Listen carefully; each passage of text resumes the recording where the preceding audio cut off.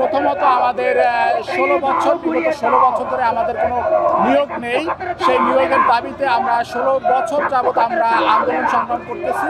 এটা আমাদের প্রধান দাবি।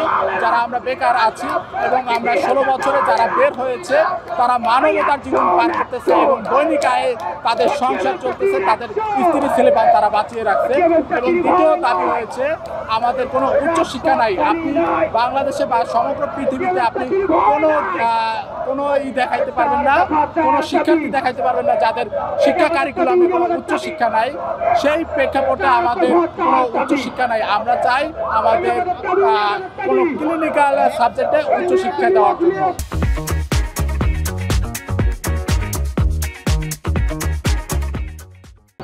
আমরা এখানে এসেছি সকাল 11টা বাজে। সকাল 11টা থেকে আমরা এখন পর্যন্ত এখানে অবস্থান করছি। আমাদের 4টা দাবির মধ্যে প্রথম দাবি হচ্ছে আমাদের কোনো নিয়োগ নেই, আমাদের কোনো কর্মসংস্থানের ব্যবস্থা নেই। আমরা গত 16 বছর যাবৎ আমরা কোনো নিয়োগ পাচ্ছি না। সরকারি প্রতিষ্ঠান চলমান রেখেছে কিন্তু সরকারিভাবে কোনো নিয়োগ চলমান রাখেননি। তাহলে আমরা পড়াশোনা করে কোথায় যাব? দ্বিতীয়ত আমাদের কোনো ইন্টার্নশিপ নেই। আমরা 4 বছর পড়াশোনা করার পরে হাতে কলমে কিছু শিখতে পারতেছি না। তাহলে আমরা কিভাবে রুগী দেখব? আমাদের তৃতীয় দাবি হচ্ছে আমাদের যে অ্যালাইড হেলথ বোর্ড, আমরা অ্যালাইড হেলথ বোর্ড বাতিল চাই, কারণ তারা আমাদের কোনো কিছু বাস্তবায়ন না করে এইভাবে চলমান রেখেছে। আর চতুর্থ হচ্ছে আমরা উচ্চশিক্ষা চাই। উচ্চশিক্ষা বলতে ডিপ্লোমা সেক্টরে যারা রয়েছে ইঞ্জিনিয়ার বা নার্স বলেন, তারা কিন্তু ডিপ্লোমা করার পরে বিএসসি এমএসসি করতে পারে, কিন্তু আমাদের উচ্চশিক্ষার কোনো সুযোগ নেই। তো আমরা চাচ্ছি উচ্চশিক্ষাটা যেন আমাদেরকে ব্যবস্থা করে দেওয়া হয়। আর সবথেকে বড় কথা, আমাদের 11তম গ্রেডে রাখা হয়েছে।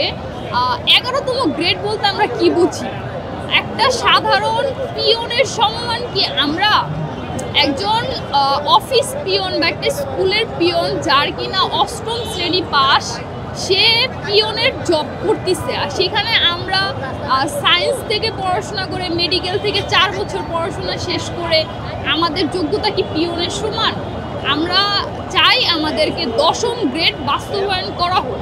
আমরা আমাদের ন্যায্য অধিকার চাই। দাবি যদি বাস্তবায়ন হয়, আমাদের হাজার হাজার বড় ভাই বোনেরা আছে, তারা কর্মসংস্থানের ব্যবস্থা পাবেন। তাহলে আমাদের বাংলাদেশ থেকে একটা বড় সংখ্যক বেকারত্ব দূর হবে। আর যদি বাস্তবায়ন না হয় তাহলে আমি বলবো এই কোর্স কারিকুলাম বন্ধ করে দেওয়া হোক। আমরা চাই যদি বাস্তবায়ন না হোক তাহলে আমাদের এই পড়ালেখা করার কোনো দরকার নেই, সরকার থেকে এই কোর্স কারিকুলাম বন্ধ করে দিক। অবশ্যই জনগণের সমস্যার কারণ হয়ে যাচ্ছে। এটার পিছনে আমি যদি বলি যে এর পিছনে হাত হচ্ছে স্বাস্থ্য সেক্টরের হাত ভাই। যদি তারা আমাদের নিয়ে কাজ করতো, তারা আমাদের অধিকার নিয়ে কাজ করতো, তাহলে তো আমরা এই স্থানে তো আজকে আসতাম না ভাই। আমাদের নিয়োগ দিত, আমাদের কোর্স কারিকুলাম আপডেট করতো, আমাদের উচ্চশিক্ষা দিত, তাহলে তো আমরা এই স্থানে তো আসতাম না। আমরা এই স্থানে আসতে আমরা বাধ্য। যখন আমরা এই দীর্ঘ 24 সাল থেকে 25 সাল আমরা দীর্ঘ 3 মাস আন্দোলন করার পরেও আমাদের কোনো শুরু হইতেছে না। আমরা বিভিন্ন অধিদপ্তর আমাদের আশ্বস্ত করে রাখতেছে, আমাদের নিয়ে কোনো কাজ করতেছে না। তো সেই ক্ষেত্রে এখন যেহেতু নিজের অধিকার আদায়ের লক্ষ্যে এখন আমরা এই অবস্থান করতেছি, শাহবাগ অবস্থান করতেছি।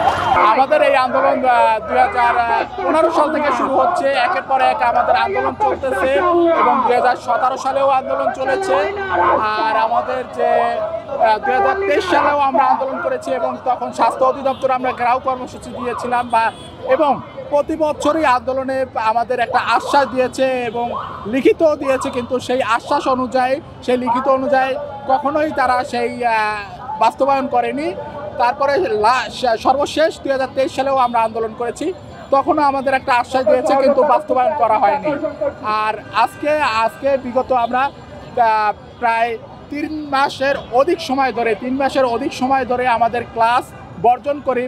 যারা পরীক্ষার্থী ছিল তারা পরীক্ষা বর্জন করে, ফর্ম ফিল আপ বর্জন করে ক্লাস এবং প্রশাসনিক ভবন তালা মেরে আমরা আমাদের ক্যাম্পাসে আমরা আন্দোলন চালিয়েছিলাম এবং বিভিন্ন প্রতিষ্ঠানে, বিভিন্ন স্বাস্থ্য অধিদপ্তর, বিভিন্ন আমাদের যারা আছে যেমন সিভিল সার্জন, তারপরে আমাদের জেলা প্রশাসকের মাধ্যমে আমরা স্মারকলিপি দিয়েছিলাম, কিন্তু সেই স্মারকলিপিতেও আমাদের কোনো তারা আমাদের যারা কর্তৃপক্ষ রয়েছে স্বাস্থ্য শিক্ষা অধিদপ্তর বা স্বাস্থ্য মন্ত্রণালয়ের, তারা কোনো এই আমাদের 4 দফা দাবি সুরাহা করেনি।